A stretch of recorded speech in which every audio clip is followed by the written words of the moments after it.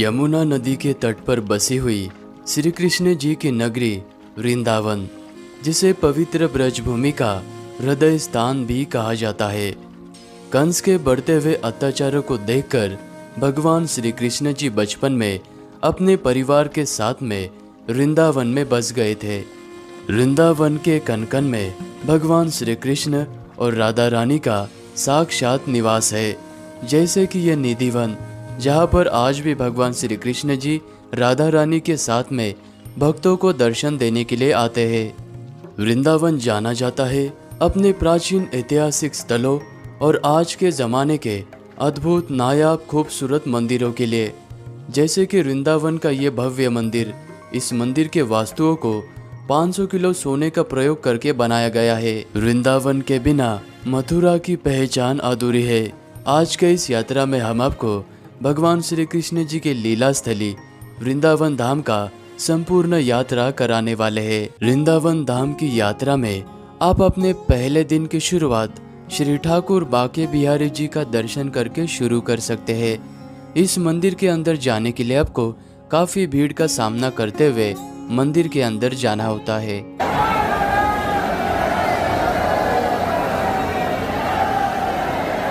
श्री स्वामी हरिदास जी ने 12 साल निधिवन में तपस्या करके ठाकुर जी को अपने मन से प्रकट किया था। इसलिए इस मंदिर के गर्भगृह में आपको राधा और कृष्ण के मिलित अवतार में श्री ठाकुर बाके बिहारी जी के दर्शन होते हैं। बाके बिहारी जी के मंदिर से मात्र 5 मिनट के दूरी पर पहाड़ी के टीले पर बना हुआ यह वृंदावन का सबसे प्राचीन और सबसे पहले बना हुआ मदन मोहन मंदिर। इस जगह पर मंदिर बनने से पहले गोस्वामी महाराज जी नन्हे से मदन मोहन जी के साथ में अपने कुटिया में रहकर उनकी सेवा करते थे और पूरे दिन भर भजन किया करते थे। रामदास खत्री नामक व्यापारी की नाव यमुना नदी के तट पर फंस चुकी थी। तब उन्होंने 5 साल के नन्हे से मदन मोहन जी को प्रार्थना करके अपनी नाव बाहर निकाली। मदन मोहन जी के लीला से प्रसन्न होकर और अपने व्यापार के मुनाफे से उन्होंने इस मंदिर का निर्माण करवाया था और इस मंदिर के गर्भगृह में वर्तमान में मदन मोहन, ललिता सखी, चैतन्य महाप्रभु, नित्यानंद जी विराजमान है।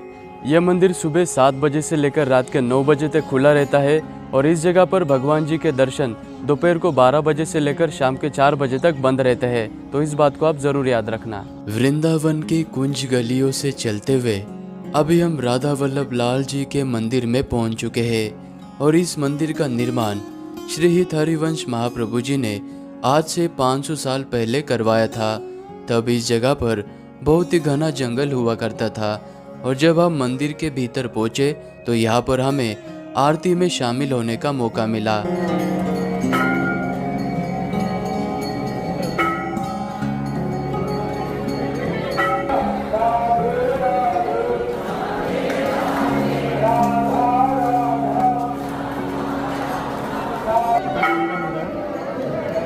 राधा वल्लभ लाल जी के मंदिर में दर्शन करने के बाद अभी हम गोविंद देव जी के मंदिर में आ चुके हैं। लाल बलुआ पत्थर से बना हुआ यह मंदिर संपूर्ण वृंदावन धाम का सबसे प्रभावशाली एवं भव्य मंदिरों में से एक है।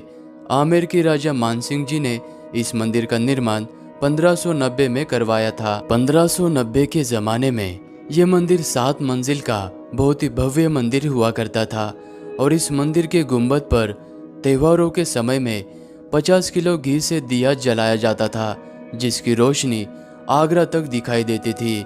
इसी रोशनी पर नजर पड़ने के बाद औरंगजेब ने इस मंदिर को तोड़ने के आदेश दिए थे, लेकिन ये मंदिर तोड़ने से पहले राजा मानसिंह जी ने इस मंदिर में स्थापित सारे देवी देवताओं की प्रतिमा राजस्थान के जयपुर में स्थलांतर की। 200 साल तक ये मंदिर खंडर अवस्था में रहा।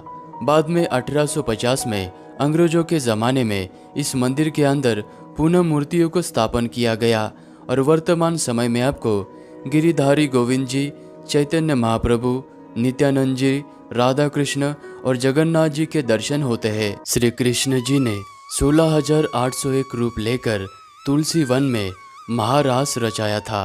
वो जगह यही है जिसे निधिवन के नाम से जाना जाता है।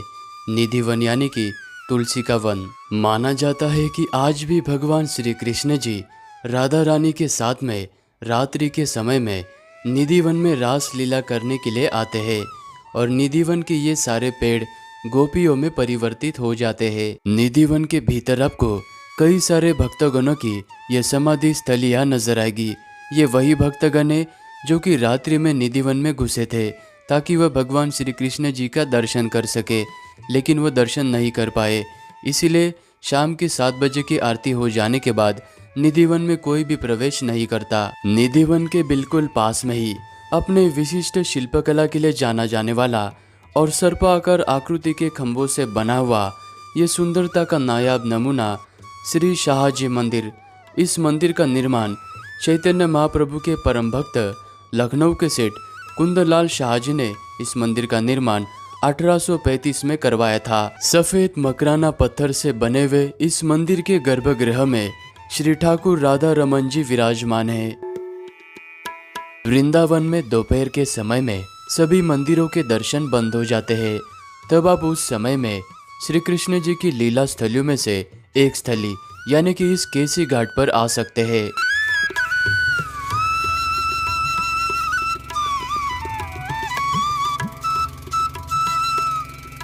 यमुना नदी के इसी केसी घाट पर नन्हे से बाल कृष्ण जी ने केसी नामक दैत्य का वध किया था और यहाँ पर शाम को यमुना मैया की आरती होती है, तो आप उस आरती में भी शामिल होने आ सकते हैं। अभी हम वृंदावन धाम के सबसे बड़े रंगनाथ जी के मंदिर में आ चुके हैं। इस मंदिर का निर्माण 1845 में लक्ष्मी चंद्र जैन जी के द्वारा पुत्र प्राप्ति के खुशी में निर्माण कराया था। रंगनाथ जी के मंदिर में जाने के लिए 7 बड़े भव्य प्रवेश द्वार है और इस लक्ष्मी प्रवेश द्वार से अंदर जाने के बाद सबसे पहले आपको रंग बिहारी जी यानी कि रंगनाथ जी शयन मुद्रा में दर्शन देते हुए नजर आएंगे और गर्भगृह के अंदर गुरुदेवी और महालक्ष्मी जी भी विराजमान है और गर्भगृह के सामने ये सुंदर नक्काशीदार आपको मंडप भी नजर आएगा। रंगनाथ जी के मुख्य गर्भगृह में जाने से पहले इस मंडप के बाहर आपको 490 किलो का ये सोने का स्तंभ नजर आएगा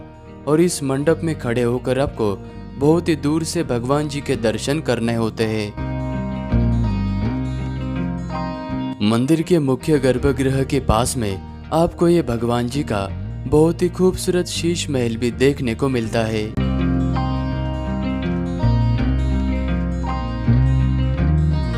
वृंदावन धाम में शाम का समय होते ही वृंदावन में स्थित सभी भक्तगण इस प्रेम मंदिर में आना पसंद करते हैं, क्योंकि शाम के समय में यहाँ पर लेजर लाइट्स के वजह से ये मंदिर बहुत ही खूबसूरत नजर आता है। श्री कृष्ण जी के परम भक्त जगत गुरु कृपालुदास महाराज जी ने इस प्रेम मंदिर का निर्माण कराया था। इटालियन मार्बल से बना हुआ ये मंदिर 150 करोड़ के लागत से बना हुआ है और इस मंदिर में आपको श्री कृष्ण जी की झांकियाँ, बहुत ही खूबसूरत उद्यान और मंदिर के अंदर राधा कृष्ण जी विराजमान है और इस मंदिर में आप शाम के समय में ही आना। शाम को यह मंदिर 4 बजे से लेकर रात के 8 बजे तक भक्तों के लिए खुला रहता है। वृंदावन की यात्रा में मैंने अपने दूसरे दिन की शुरुआत शिव जी के इस गोपेश्वर महादेव के मंदिर से की।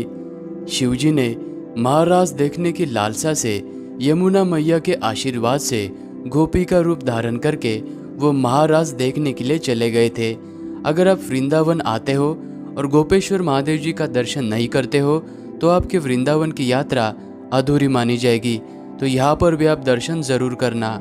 मेरे पीछे आप ये जो चंद्रोदय मंदिर देख रहे हो, यहाँ पर अभी हमने दर्शन किए और दर्शन बहुत ही प्यारे हुए। मेरे पास कहने के लिए कुछ शब्द नहीं।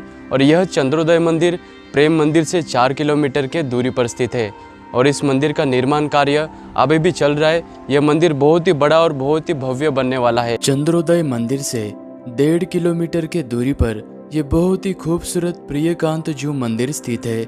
इस मंदिर को लोटस टेम्पल भी कहा जाता है क्योंकि इस मंदिर की आकृति खिले हुए कमल की तरह है और इस मंदिर को देवकी नंदन महाराज जी ने बनवाया था और इस मंदिर के गर्भगृह में बहुत ही प्यारे से राधे कृष्ण जी विराजमान है। तो यहाँ पर भी आप दर्शन जरूर करना। लोटस टेम्पल से मात्र 5 मिनट के दूरी पर वृंदावन धाम में स्थित आपको ये माँ वैष्णो देवी जी का मंदिर नजर आएगा और मंदिर के गेट से अंदर प्रवेश करते ही सीढ़ियों से चलते हुए सर्वप्रथम आपको माँ वैष्णो देवी जी के ये 141 फीट प्रतिमा के दर्शन होंगे और माँ वैष्णो देवी जी के पास में ही हाथ जोड़े हुए मुद्रा में हनुमान जी भी विराजमान हैं। माता वैष्णो देवी जी के प्रतिमा के ठीक नीचे बहुत ही खूबसूरत मंदिर बना हुआ है और इस मंदिर के गर्भगृह में आपको माता रानी के बहुत ही सुंदर दर्शन प्राप्त होते हैं और यहाँ पर मंदिरों के चारों दीवारों के ऊपर देवी देवताओं के बहुत ही खूबसूरत प्रतिमाएं लगी हुई है और इस मंदिर को पूरा बनने में 6 साल का समय लगा था और इस मंदिर के अंदर 9 देवियों की गुफा भी बनी हुई है और इस मंदिर का समय सुबह 6 बजे से लेकर दोपहर के 1 बजे तक और फिर शाम को 4 बजे से लेकर रात्रि के 8 बजे तक का है। अभी हम वृंदावन धाम में स्थित अपने दिव्यता और सुंदरता के लिए देश और विदेश में जाना जाने वाला श्री कृष्ण बलराम मंदिर में आ चुके हैं। इस मंदिर को अंग्रेजों का मंदिर या फिर इस्कॉन टेम्पल के नाम से भी जाना जाता है। इस मंदिर का निर्माण इस्कॉन सोसाइटी के द्वारा 1975 में करवाया गया था और इस मंदिर में आप सुबह 7 बजे से लेकर दोपहर के 1 बजे तक और शाम को 4 बजे से लेकर 8:30 बजे तक आ सकते हैं।